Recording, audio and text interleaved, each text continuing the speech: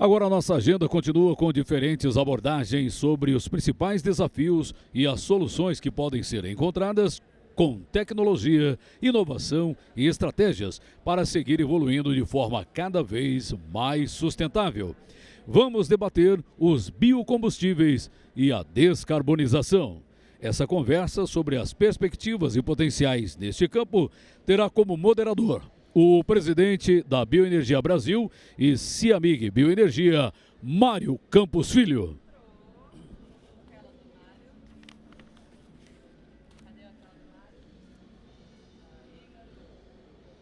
Somam-se a ele os palestrantes convidados para este painel. Começamos com a assessora da Secretaria Nacional de Petróleo, Gás Natural e Biocombustíveis do Brasil, no Ministério de Minas e Energia, Laís Tomás. O vice-presidente de Assuntos Regulatórios da Stellantis América do Sul, João Irineu Medeiros. A professora titular do Instituto de Química da USP, Gláucia Mendes de Souza.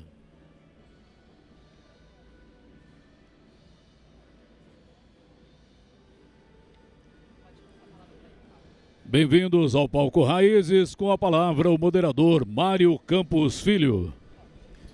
Bom dia a todas, a todos, agradecendo aqui e parabenizando a Datagro pela realização, a Datagro XP, realização aqui do GAF. Agora, né, são 11 horas, então nós temos o desafio aí antes do almoço, como o Guilherme falou, cheiro de churrasco, música, a gente prender a atenção de vocês. Mas, de fato, a gente tem um tema aqui bastante interessante, que é a questão da descarbonização, biocombustíveis e descarbonização.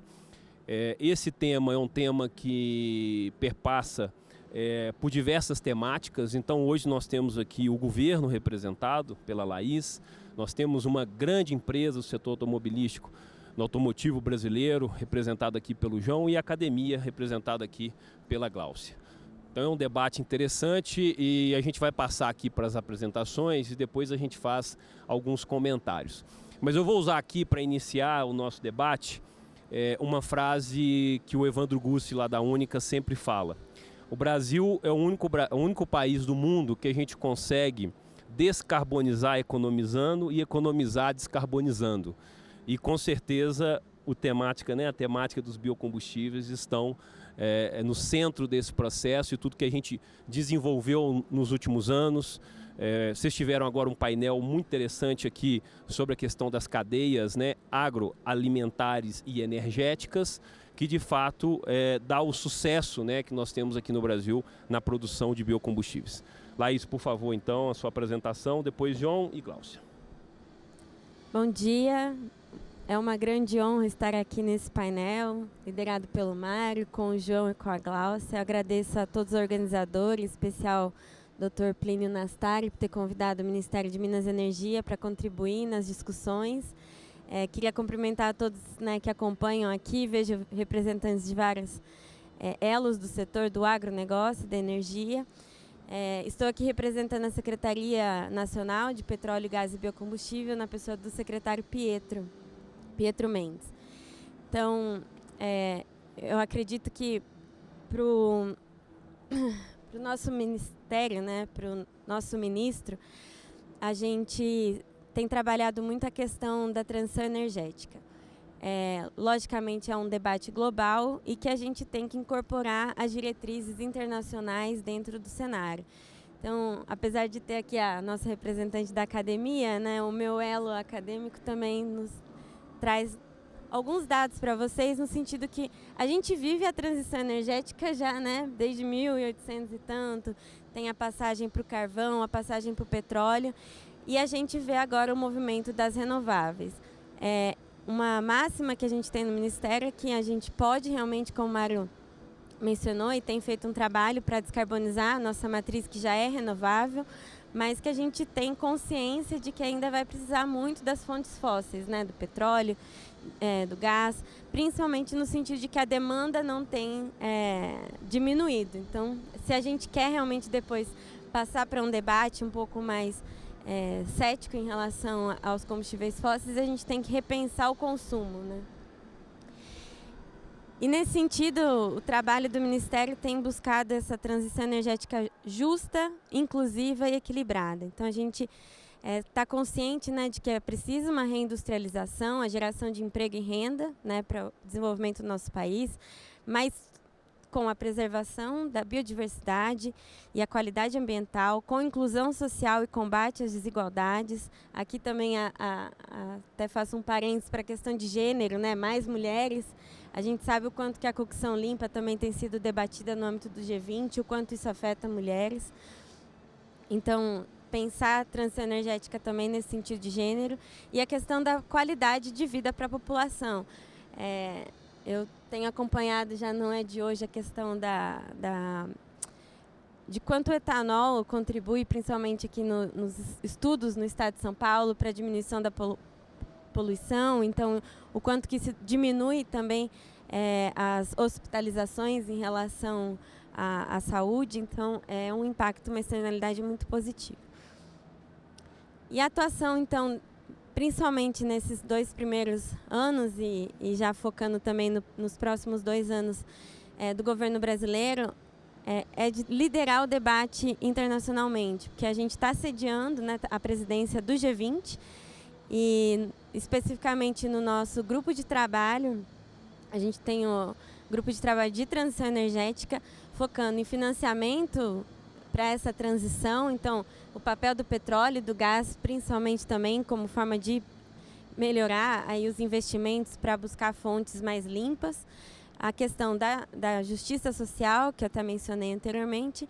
E agora, em Foz do Iguaçu, no começo de outubro, a gente vai ter a chance de discutir os combustíveis sustentáveis no âmbito das discussões do G20. A gente também teve o feliz anúncio da Aliança Global de Biocombustíveis, lideradas pelo nosso país, mas também pelos Estados Unidos e Índia. Então, a gente tem discutido muito nesse âmbito, ainda pelos governos, mas logo vai envolver também as empresas, a sociedade. Temos a grande missão do ano que vem liderar o debate da COP30 em Belém do Pará. Então, a gente também entende que vai ser uma janela de oportunidade para mostrar o quanto que os biocombustíveis para o mundo todo faz, né, a diferença nessa transição e para buscar as metas assumidas desde o Compromisso de Paris. E também, no próximo ano, a gente lidera a presidência dos BRICS. Então, é outro fórum, outra plataforma que a gente tem para explorar essas fontes renováveis. E esse debate ele não é recente, ele não é novo. A gente sabe que desde que a gente assumiu os compromissos com o Acordo de Paris de descarbonização, a gente implementou, no âmbito do Ministério de Minas e Energia, a política de incentivo aos biocombustíveis chamada RenovaBio. Então, a discussão internacional foi incorporada e foi realmente uma política muito sofisticada, teve a participação bastante forte do setor na parte da regulamentação, é baseada em dados, é baseada em ciência, é baseada em metas que incluem ciclo de vida, né, do produto. Então, a gente tem a grande felicidade de dizer, né, que o acumulado de crédito de descarbonização até dia 21 desse mês, foram de 136,2 milhões de CBIOS emitidos, né, num volume financeiro aí de 11,7 bilhões. Então, se a gente está discutindo tanto o mercado de carbono, a gente tem um mercado funcionando e é realmente um benchmark internacional para os outros países. Porque quando a gente pensou o RenovaBio, olhou para o que os Estados Unidos faziam, olhou para o que a Europa fazia e viu que a gente tinha a chance de fazer algo ainda mais sofisticado. Então, com o apoio da Embrapa, do setor, a gente, né, desenvolveu essa política que tem uma RenovaCal, que pode ser aprimorado, que a gente tem debatido muito com o setor, mas que realmente tem sido um grande orgulho para esse Ministério, para esse governo. E como medidas institucionais, né, a gente lançou, então, o Combustível do Futuro. No ano passado, o presidente Lula enviou, né, ao Congresso Nacional. Felizmente, foi aprovado com grandes honras na Câmara dos Deputados e a gente aguarda o relatório do senador veneziano para seguir a tramitação dentro do Senado. Então, a gente realmente está nessa expectativa. Seria maravilhoso ter um anúncio aqui do combustível do futuro, ainda não chegou esse futuro, mas a gente espera que seja breve. Tivemos dentro do CNPE, né, a resolução que prevê o aumento então, do teor do biodiesel, então a partir de março desse ano já foi para 14%. Então a descarbonização dos transportes, né, dos caminhões é muito importante para o Ministério. Então, e dentro desse âmbito do biodiesel, a gente tem o fortalecimento também da agricultura familiar com o selo, justamente onde os produtores de biodiesel podem ter isenções fiscais quando eles compram, né, a matéria-prima da agricultura familiar. Então, esse realmente é um ponto fundamental do presidente Lula. A aprovação das metas decenais do RenovaBio também foi feita no final do ano passado, implementadas esse ano, e temos trabalhado também dentro do CNPE, do Conselho Nacional de Política Energética, o aumento do etanol, a mistura de etanol, né, no E30. Felizmente também na tramitação do PL do hidrogênio tem sido de grande comemoração dentro do Ministério, então a gente teve a aprovação dele no Senado, e a gente dentro da nossa secretaria, né, batalhou ali para que o hidrogênio fosse visto também, né, a partir do etanol, e que vai ser fundamental para o desenvolvimento de outros combustíveis sintéticos. Então, falando brevemente aqui da questão do combustível do futuro, ele foi pensado justamente como uma forma de integrar as políticas públicas já existentes. Então, tinha o RenovaBio, tem questão da etiquetagem veicular, o programa Mover, né, que hoje está sendo sancionado. Então, envolvendo várias das políticas que já eram propostas, mas buscando essa articulação, né, para diminuir esses riscos tecnológicos, a gente sempre pensar em ser tecnologicamente neutros, né? Então, a gente tem lá, dentro do combustível do futuro, um mandato para a SAF.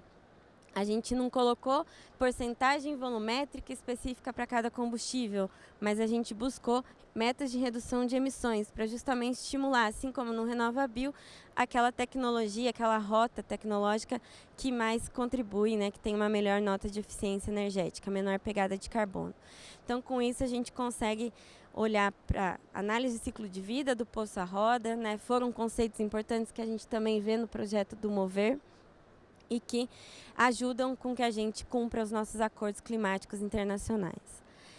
Então, não vou entrar em tantos detalhes aqui, já que o tempo também está quase escasso, mas dentro do combustível do futuro, a gente tem o programa do diesel verde, de combustível de aviação, como eu falei, de biometano, tem já a questão da captura e estocagem do dióxido de carbono, os combustíveis sintéticos e essas ampliações da mistura do etanol e do biodiesel. Então, nesse contínuo de políticas públicas assertivas, o combustível do futuro tem muito a contribuir para nossa descarbonização e esses compromissos. E não podia deixar, né, de falar também dos incentivos do novo PAC.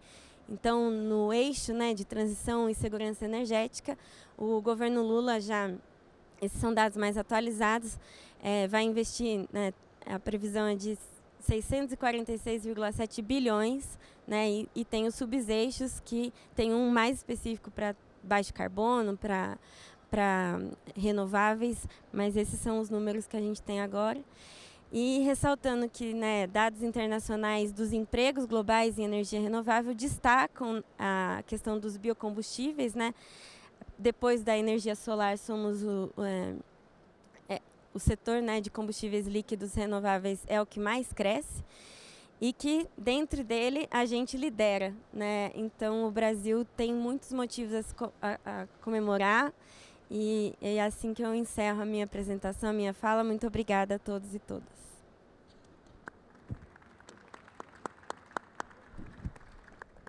Obrigado, Laís. Vamos passar aqui já para o João, que representa a Stellantis, que é uma grande empresa do setor automotivo. Mas antes disso, eu preciso fazer aqui um reconhecimento aqui de público a toda a equipe do Ministério de Minas e Energia, o seu ministro, Alexandre Silveira, meu conterrâneo lá de Minas Gerais, além do Pietro Mendes, secretário de Petróleo, Gás e Biocombustíveis, o Marlon Arraes, que é diretor do Departamento de Biocombustíveis, e obviamente a Laís e toda a equipe que fazem realmente um trabalho fantástico. Reparem que ela conseguiu resumir em 10 minutos uma série de políticas públicas que estão sendo... nós estamos no meio de um desenho, de uma construção de futuro. Está pegando aqui o nome do PL, do Combustível do Futuro, mas que engloba outras vertentes da política pública que vão definir para que lado o Brasil vai. Tá? E nada melhor do que escutar agora um líder do setor automotivo brasileiro para a gente ver o que o setor automotivo brasileiro, especial a Stellantis, está pensando sobre esse tema de biocombustíveis e descarbonização. Bom dia a todos. Eu inicialmente agradecer o convite, né, a organização do evento. Eu acho que é um tema mais do que urgente, mais do que atual, é um tema urgente, né? Saudar aqui as colegas, né? E é importante a gente estar sempre rodeado assim de mulheres tratando de um tema tão importante, né? Que nós estamos falando do presente, né? Nós estamos devendo, na realidade, a esse presente. E precisamos construir esse futuro de curto, médio e longo prazo de uma forma equilibrada. Uma forma equilibrada do ponto de vista econômico, do ponto de vista ambiental e principalmente do ponto de vista social. Ou seja, as decisões que a gente tomar e que a gente colocar em prática no curto, médio e longo prazo, elas precisam levar isso em consideração. E nesse momento, é bom falar depois da Laís, porque nós temos uma oportunidade enorme de fazer essa construção de curto, médio e longo prazo ser sustentável. Sustentável nesses 3 aspectos, né? Econômico, ambiental e principalmente social. Então, o que a gente constrói como Stellantis, a Stellantis é resultado de uma formação, é uma empresa jovem, né?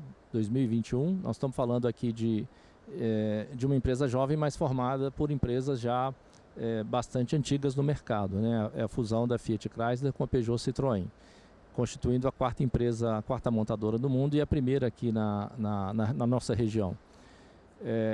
Preocupado com a descarbonização, que é o maior desafio que nós temos hoje na indústria automotiva. Nosso perímetro de atuação são carros de passeio e comerciais leves, né? A gente não opera na área do diesel, dos veículos pesados, então nós vamos focar nossa apresentação aqui no nosso negócio.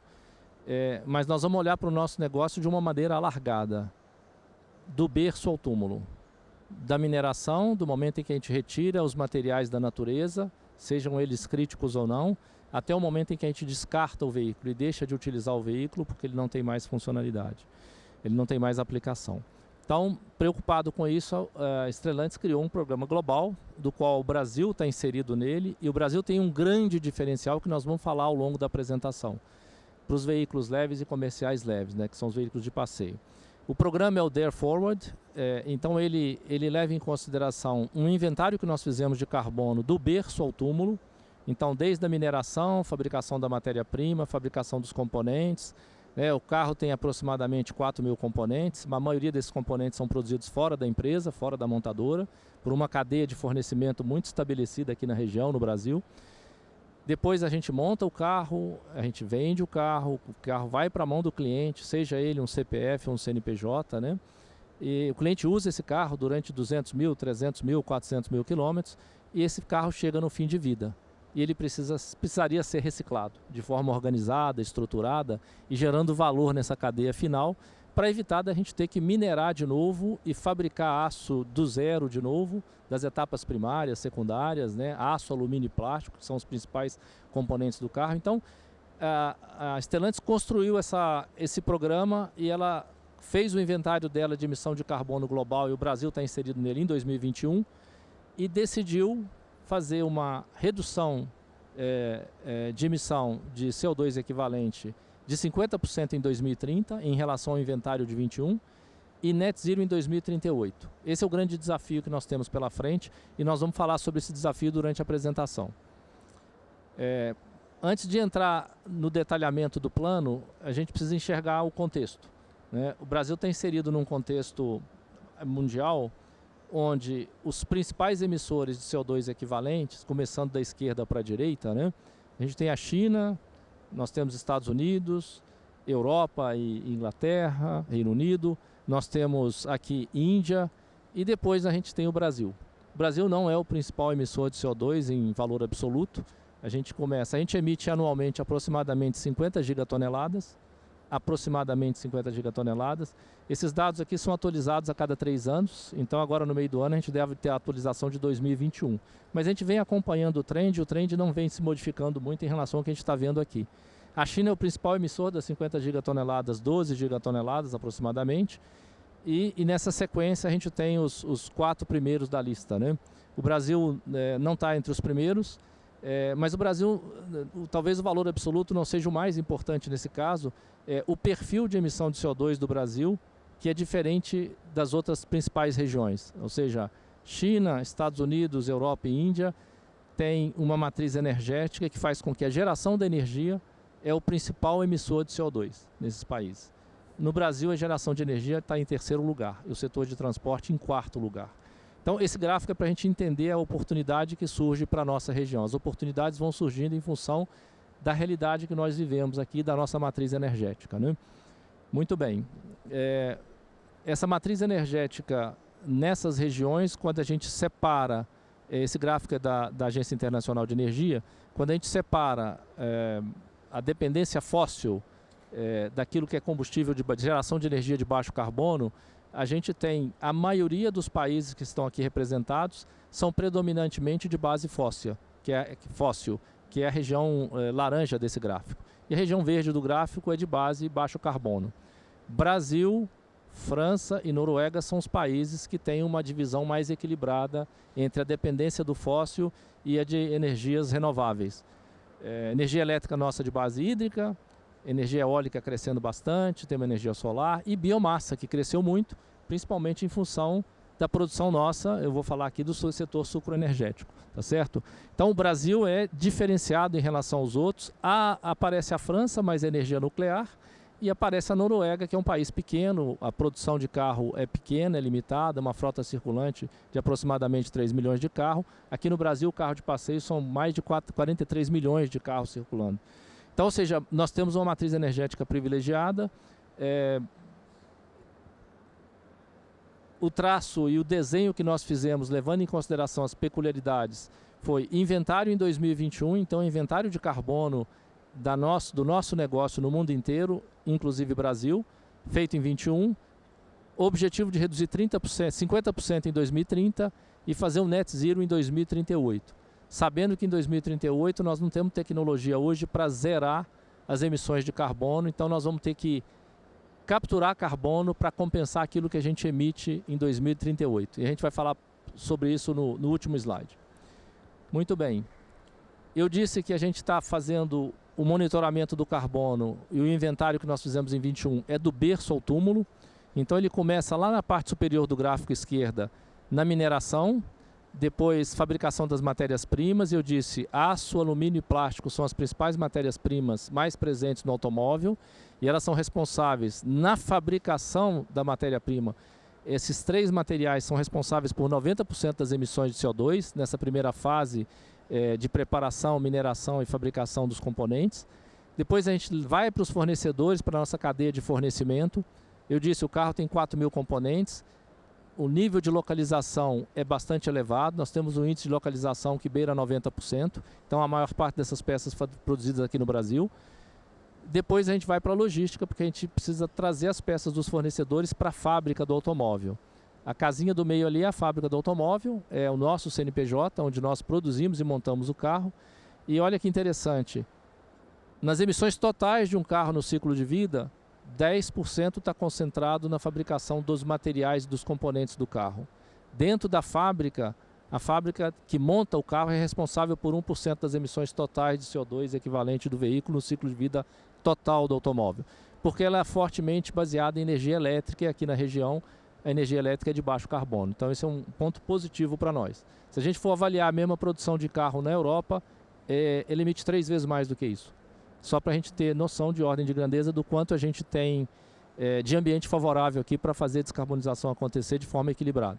Depois esse carro sai da fábrica, vai para a mão do cliente, CPF ou CNPJ, ele usa o carro E tem 3 alternativas energéticas aqui no quadro. Pode ser combustível fóssil, depois pode ser biocombustível, o etanol é o mais representativo nesse caso, ou eletricidade.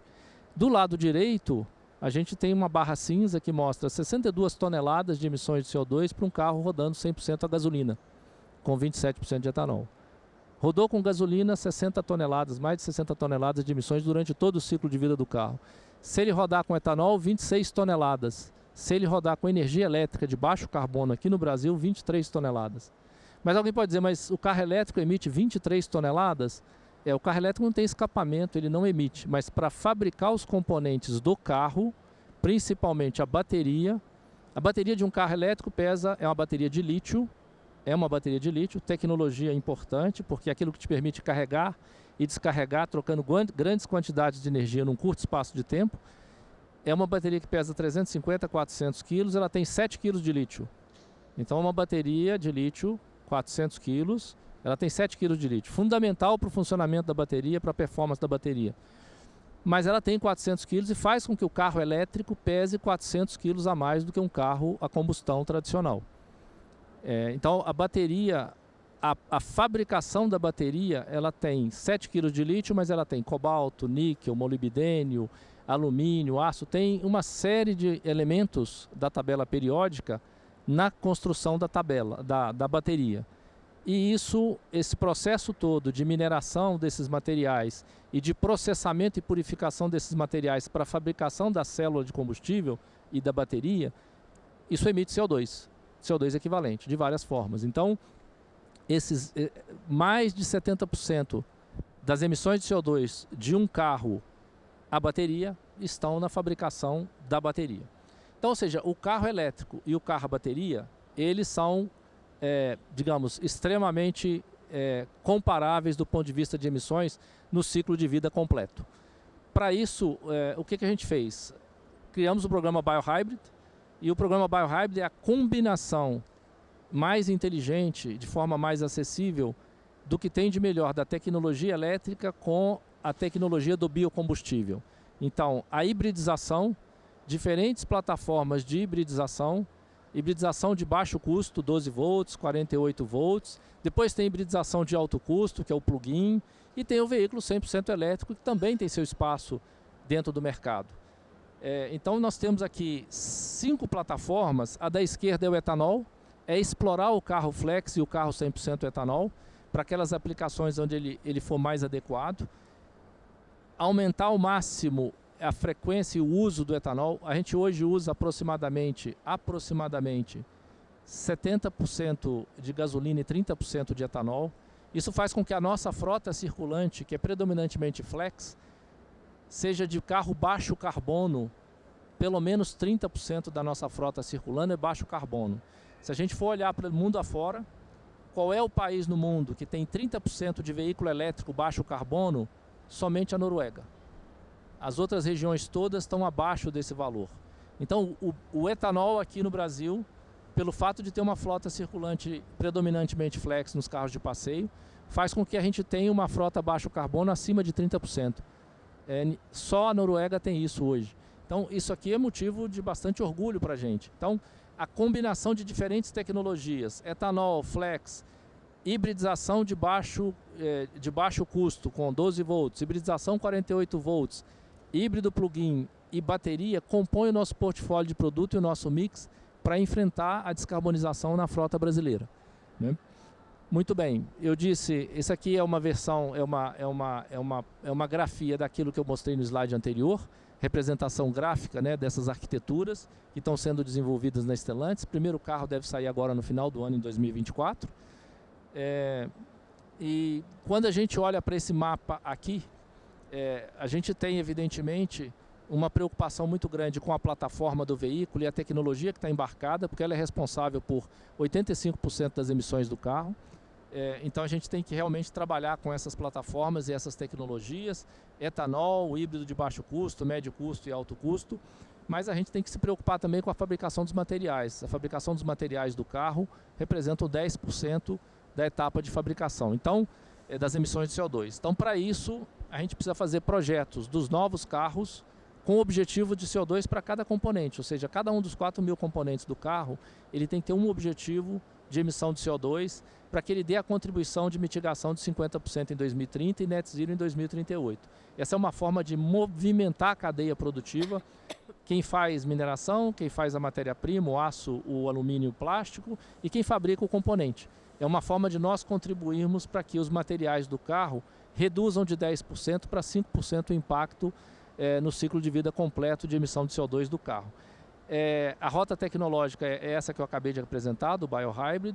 Energia limpa nas plantas, otimização de rotas logísticas, porque a gente precisa entregar esses 400 componentes, esses 4.000 componentes na fábrica, e precisamos distribuir os carros através das cegonhas, né, da planta para os concessionários. Então nós precisamos otimizar as rotas logísticas e estimular o uso de biodiesel, né, que é a forma mais barata da gente mitigar a emissão de CO2 no transporte dos veículos pesados. Nós precisamos de energia mais eficiente nas plantas, biometano nas plantas, ou seja, a produção do etanol que gera biometano, a gente precisa usar esse biometano para produzir o carro. Existe uma etapa da fabricação do carro que usa gás natural hoje, que é fóssil, que é a etapa da pintura. Nós precisamos estimular o uso do biometano, é o que nós estamos fazendo nesse momento. Jornada do cliente sustentável é estimular o uso do etanol. Existem regiões onde ele é conveniente do ponto de vista econômico, mas nós precisamos sensibilizar o usuário, principalmente aqui na região de São Paulo, interior de São Paulo e em determinada região de Minas Gerais, onde o custo do etanol é mais competitivo do que o da gasolina. Precisamos estimular o uso do etanol porque ele é sustentável. E economia circular, que é a etapa final da cadeia, que é a reciclagem do carro. Reciclando o carro, a gente evita de ter que minerar de novo o aço, fabricação primária do aço, que é fortemente dependente hoje de carvão mineral. Então nós vamos contribuir na etapa final da reciclagem com uma descarbonização, evitando ter que fabricar tudo de novo desde o início, né? Muito bem, eu disse lá no final, são 32 bilhões de investimento aqui nessa última etapa, nesse ciclo que vai de 2025 a 2030, com as plataformas BioHybrid, ou seja, tem bastante investimento, desenvolvimento interno da empresa e desenvolvimento externo na cadeia de fornecimento, e trabalho em conjunto com as academias para desenvolvimento dessas tecnologias e utilização do biocombustível. Eu disse no final que a gente não vai conseguir mitigar todo o CO2 em 2038, vai sobrar ainda um resíduo aí de 9, 10%, e esse resíduo vai ter que ser feito através da captura de carbono. Lá fora, na Europa, a captura vai ser feita de forma artificial, equipamentos capturando CO2, processando esse CO2 e dando diferentes destinos para ele. Aqui no Brasil nós vamos fazer isso de forma natural, através de aflorestamento, reflorestamento, e a iniciativa mais recente que a gente tem é o Biochar, que é a utilização da casca do café, queima da casca do café através de uma etapa de pirólise, de um processo de queima de pirólise. Esse carbono fica concentrado no carvão da casca e ele volta para o terreno para melhorar as qualidades de plantio do café. Então a utilização do Biochar vai nos ajudar a capturar CO2 através de várias iniciativas e mitigar esse 9% que vai faltar lá em 2038. Era isso que eu tinha para apresentar, desafio enorme, mas a gente está aberto aí depois para o debate. Obrigado. Obrigado, João. Eu também tenho que fazer um agradecimento público aqui ao João, a Stellantis, porque ele tem rodado o Brasil, não só falando da Stellantis, mas falando de um conceito, tá? Explicando para as pessoas por que a gente está debatendo esse assunto no Brasil, por que o Brasil pode ser diferente, talvez, de um direcionamento em países mais desenvolvidos que a gente. Então, João, a você, a Stellantis, nosso muito obrigado, tá, pela sua disponibilidade, né, em falar sobre isso. Não à toa você está aqui.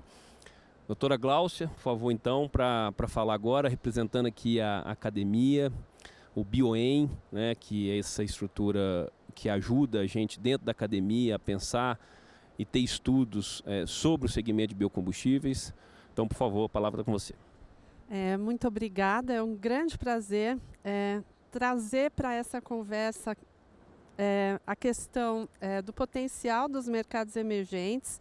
Eu vou focar minha fala mostrando como o Brasil tem um papel fundamental de liderança nessa área para a expansão do uso de biocombustíveis no mundo, mas também como a gente já tem um learning curve, uma curva de aprendizado que serve para que países emergentes também possam se espelhar e desenvolver as suas respectivas matrizes energéticas mais limpas.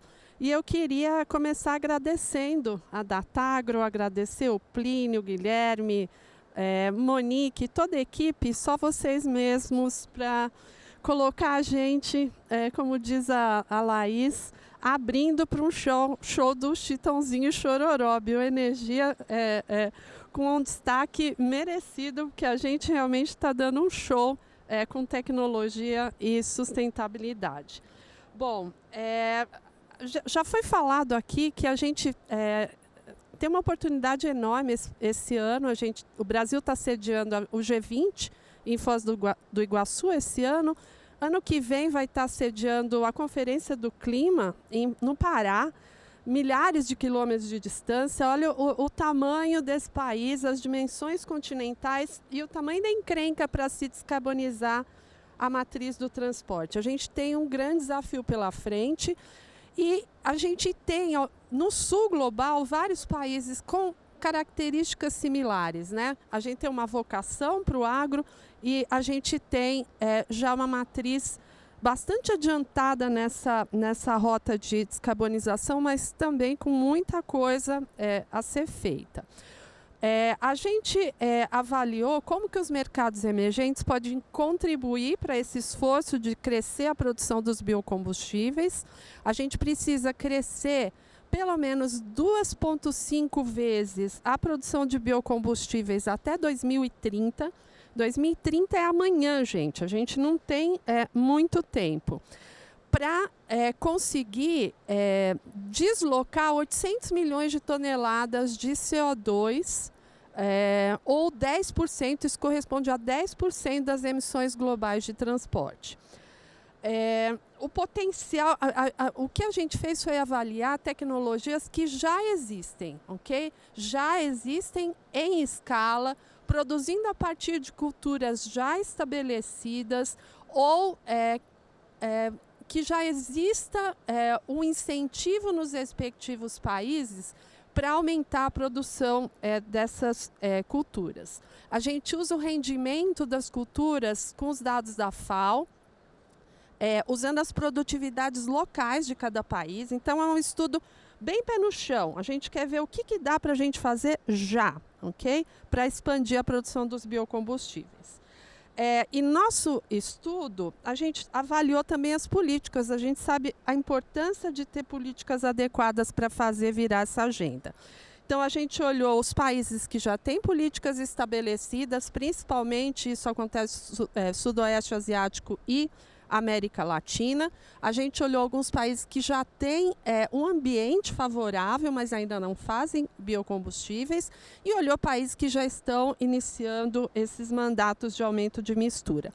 A gente, no mundo, tem 58 países que estão produzindo, usando etanol, uma mistura de etanol na gasolina, e 48 países que estão usando biodiesel, ok? Começando aqui pela América Latina, Argentina, Brasil, Colômbia e Guatemala, juntos, já produzem 1/3 dos biocombustíveis do mundo e, por ano, já estão evitando 63 milhões de toneladas de CO2 na atmosfera. Dá para a gente dobrar esse número sem muita terra, sem a necessidade de expansão em áreas protegidas. Eu vou mostrar um caso aqui onde a gente está tentando expandir a produção de biocombustível em áreas de pastagens, ok? Então, daria para a gente chegar a 120 milhões de toneladas de CO2 evitados nesses 4 países. Esses 4 países, eles já fazem etanol em paralelo com o alimento, em paralelo com bioeletricidade e reciclam os resíduos, que é uma indústria que está já muito afinada. Não precisa...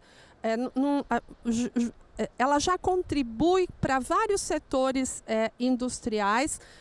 produzindo grãos e produzindo açúcar e produzindo fibra. Então já é uma indústria que o etanol é quase que um coproduto, porque ela faz várias outras coisas também. Eu queria... a gente vai também expandir a nossa análise, incluindo Etiópia, África do Sul, China, Índia, Indonésia, Malásia e Tailândia, ok?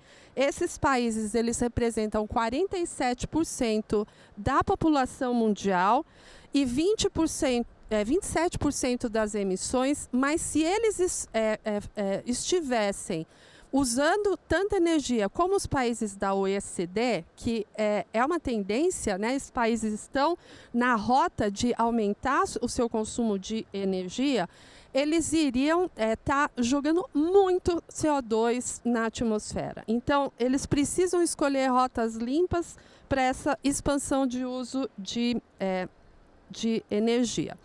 Para a produção de biodiesel, a gente considerou óleo de palma, canola e soja. Eu estou mostrando essa ilustração para vocês verem que a gente cobriu toda a cadeia. A gente faz também a análise de ciclo de vida dos combustíveis fósseis como produzidos nesses países, porque cada um tem as suas características. A produção varia muito entre países. Por exemplo, a gente tem na África do Sul gasolina produzida a partir de carvão, que é péssimo. Na Indonésia, a gente tem uma taxa de enxofre muito alta no biocombustível, no diesel. Então, tudo isso foi considerado para a gente ver quanto que realmente poderia ser sustentável e quanto que a gente estaria ganhando com isso.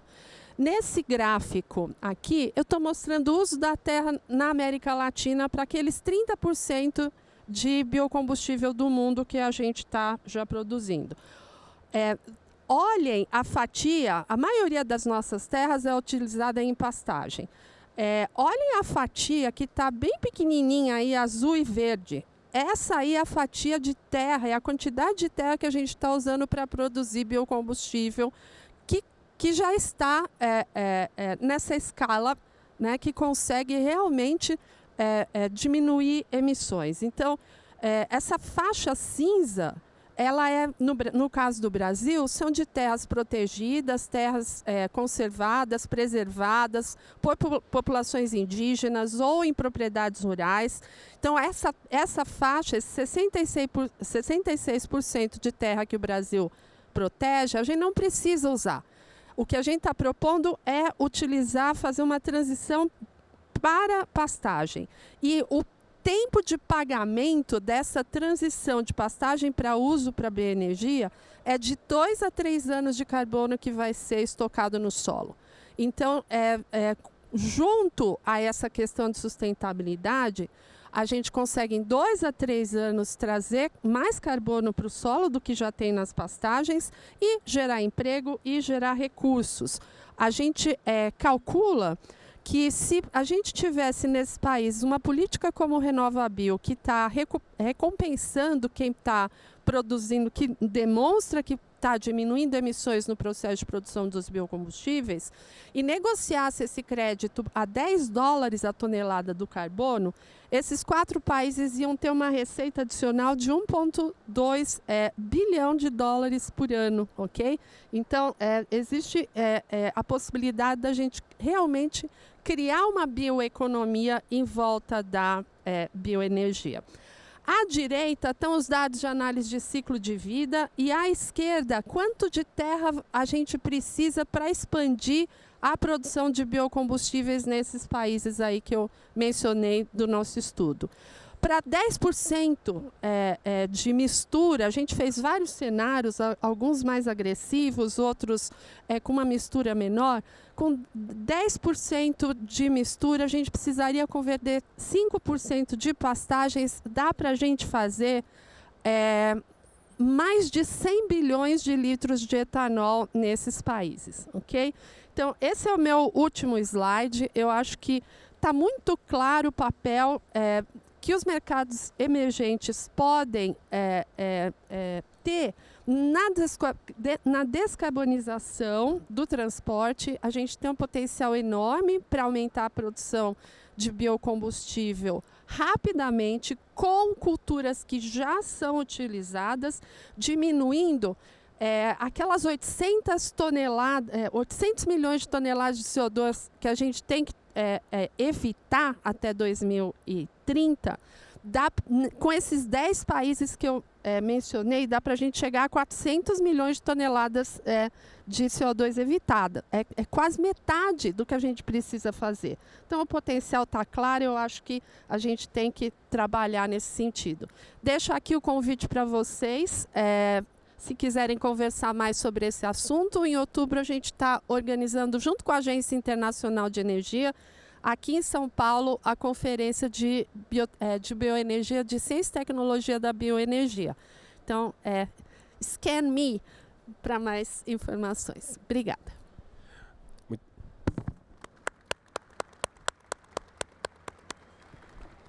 Muito obrigado, Gláucia, pela sua excelente participação. Bom, vou começar, gente, alguns comentários e vou fazer aqui, eu acho que vamos ter tempo para umas 2 perguntas. Brasil, né, todo esse desenvolvimento que nós tivemos nos últimos anos, de biocombustíveis. Eu sou do segmento de etanol, mas a gente tem que ampliar esse foco, porque hoje nós temos cadeias agroindustriais muito focadas e com muita dependência da produção de energia, da produção de biocombustíveis, de bioenergia. Então, cadeia da cana, cadeia dos grãos, que vai, né, da soja, do milho, agora para outros grãos também, possibilidade de produção de etanol a partir de outros grãos, aí, com investimentos aí já anunciados. Nos últimos anos tivemos um crescimento muito forte da produção de etanol a partir do milho aqui no Brasil, que gera também outros subprodutos, né, para outras cadeias. Então, é uma cadeia do agro interligada que produz alimento, produz energia.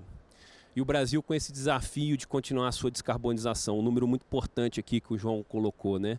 Se a gente considerar hoje o que a gente consegue, de fato, descarbonizar na cadeia de leves, né? A gente está falando ali de 30%, 35%, dependendo do ano. Ou seja, nós já fizemos isso.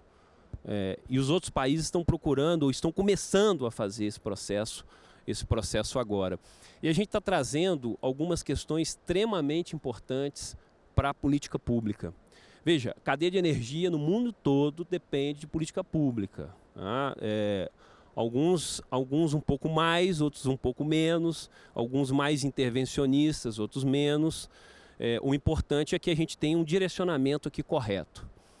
Uma coisa muito importante que foi falado aqui, e se talvez o público não tivesse conhecimento, vale a pena procurar mais informação, é a questão do berço ao túmulo. O João começou a apresentação dele dizendo que toda a estratégia da Stellantis parte de um estudo que foi feito considerando o berço ao túmulo.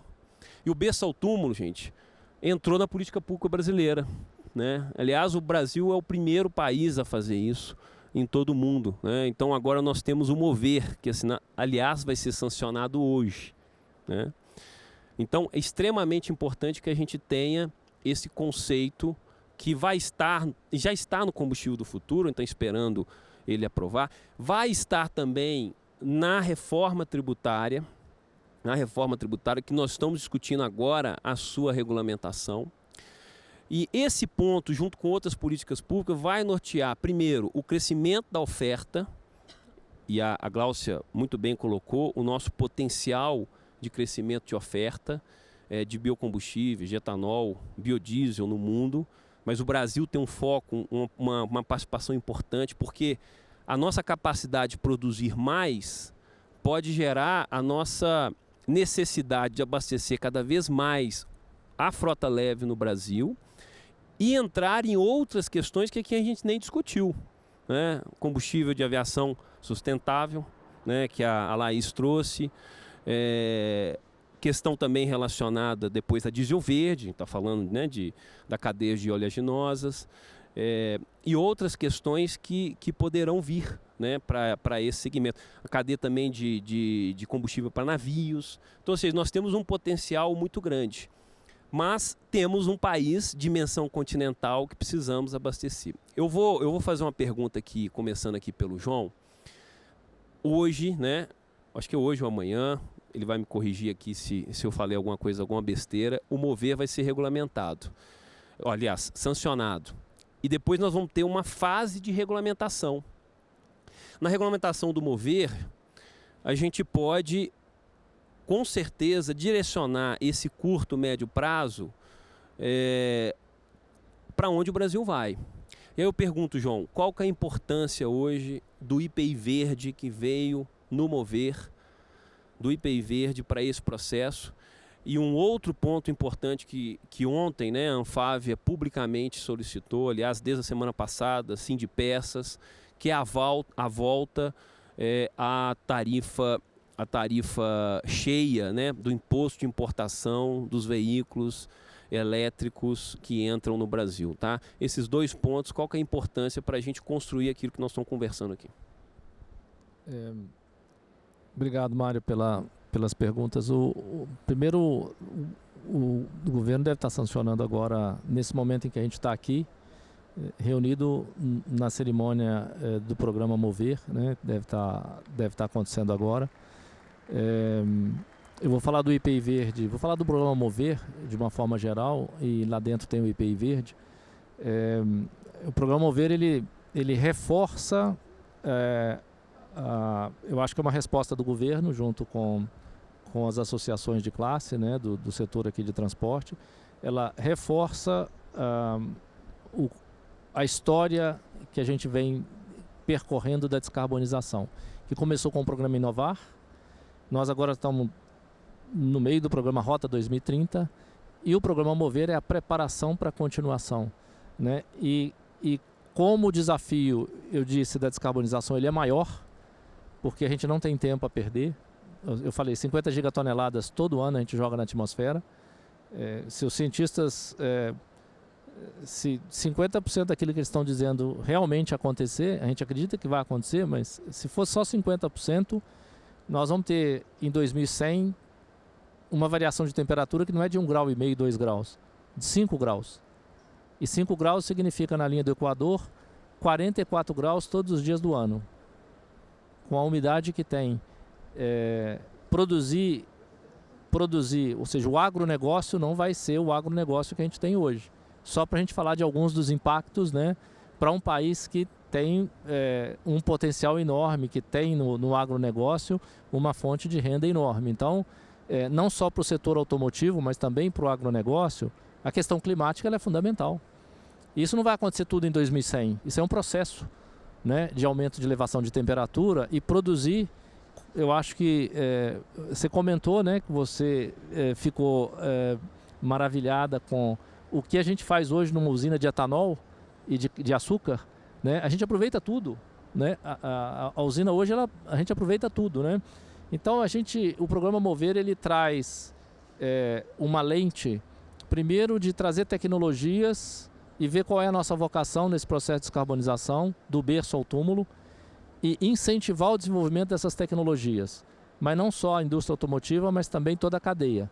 Academia, institutos de pesquisa, fornecedores e montadoras. Ou seja, todos aqueles que compõem a cadeia do negócio do automóvel e vão participar desse processo através de incentivos para pesquisa e desenvolvimento. Então isso é fundamental e isso já está valendo a partir de 2024. O jogo já está sendo jogado. Então nós precisamos pesquisar, continuar o processo de pesquisa e desenvolvimento dessas tecnologias para que a gente possa aplicá-las em 2027.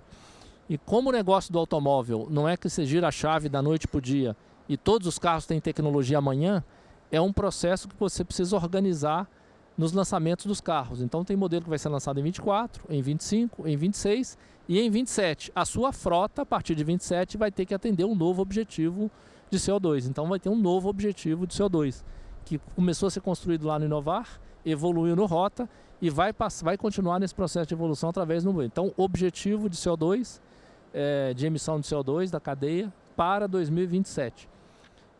Incentivo ao desenvolvimento das tecnologias E vem junto também um IPI verde, que vai dar incentivo, evidentemente, para aqueles combustíveis que são renováveis e vai, evidentemente, cobrar mais daqueles combustíveis que não são os renováveis. Eles vão continuar existindo, mas vai ter um reconhecimento do ponto de vista de imposto maior para aqueles combustíveis que são renováveis. Então, ou seja, tem todo um processo que está sendo construído muito interessante, que conversa com combustível do futuro, conversa com outras regulamentações que a gente tem no horizonte. Eu acho que é muito positivo. Então, IPI verde, mover e sanção hoje. Obrigado, João. Laís, uma pergunta rápida para a gente conseguir aqui encerrar. Você está participando das discussões aí no G20, Brasil recebendo o G20 esse ano, o governo participando e coordenando as ações, e ano que vem nós temos a COP30. Qual o nosso maior desafio como país em demonstrar essa nossa força nessa área para países que talvez não tenham a mesma vocação agrícola, não tenham a mesma possibilidade de fazer o que a gente está fazendo aqui no Brasil, dentro de um debate, obviamente, que tenta encontrar consensos, tá? Qual que é o nosso maior desafio nessa área? O que você está vendo como maior desafio? Obrigada, Mário, pela pergunta. Realmente, no G20, né, a gente tem a possibilidade de buscar esses consensos. É difícil, às vezes, a perspectiva dos países mais envolvidos, como você mesmo disse, né, que tem políticas mais intervencionistas, tem mais recursos para fazer com que a indústria busque formas de descarbonização. E a gente vê como é diferente a situação africana, né? Agora a gente tem uma representação da União Africana no G20 também, e como que às vezes os problemas são muito atrás, né? Eu comentei inicialmente a questão da cocção limpa. Esse é um tema que, para mim, foi realmente um grande aprendizado de todas as discussões da última reunião que a gente teve em Belo Horizonte, até porque aqui a gente discute, né, a aviação, se vai usar um carro elétrico, se vai usar um carro híbrido, e essas pessoas precisam de energia até para alimentação e uma energia limpa para poder alimentar, porque se elas continuam usando as formas que elas usam, elas diminuem a expectativa de vida delas em 10 anos. Então, a gente realmente tem, nesse momento do G20, a possibilidade de fazer trocas de lições aprendidas, né, de boas práticas. O Brasil, com a sua matriz energética limpa, traz um bom recado para o mundo todo e pode liderar essas discussões mesmo. E a gente trouxe vários side events dentro do G20, justamente buscando metodologia, buscando a ciência, buscando mostrar que é possível, como a professora Gláucia mostrou, produzir mais alimentos, produzir mais biocombustíveis, né? Esse debate ele não é um versus o outro, ele pode ser agregador, né? Porque a gente precisa de segurança energética, mas precisa de segurança alimentar para as pessoas. Então, dentro do amplo conceito de transição energética que a gente está buscando esses consensos, a gente busca todas essas dimensões. Então, eu espero que a próxima reunião, em outubro, a gente consiga produzir, né, frutos adequados, recomendações importantes para chegar nos consensos de países envolvidos e a gente liderando também os países mais emergentes. Obrigada. E com certeza defendendo a nossa posição como Brasil. Olha, a coordenação aqui está me puxando a orelha aqui, que nós já é 4:45, a gente devia terminar. Eu queria agradecer, tá, a Laís, ao João, a professora Gláucia, pela sua participação. Dizer ao nosso público que esse tema é um tema que 1 hora é muito pouco para a gente debater. Tá? A gente está construindo, né, esse nosso futuro.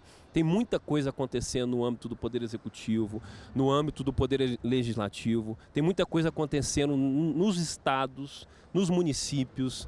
Nós temos aí legislações sendo construídas que levam o que o João colocou da jornada sustentável aí do consumidor, da jornada sustentável do setor público, da jornada sustentável das grandes empresas, das médias empresas, das pequenas.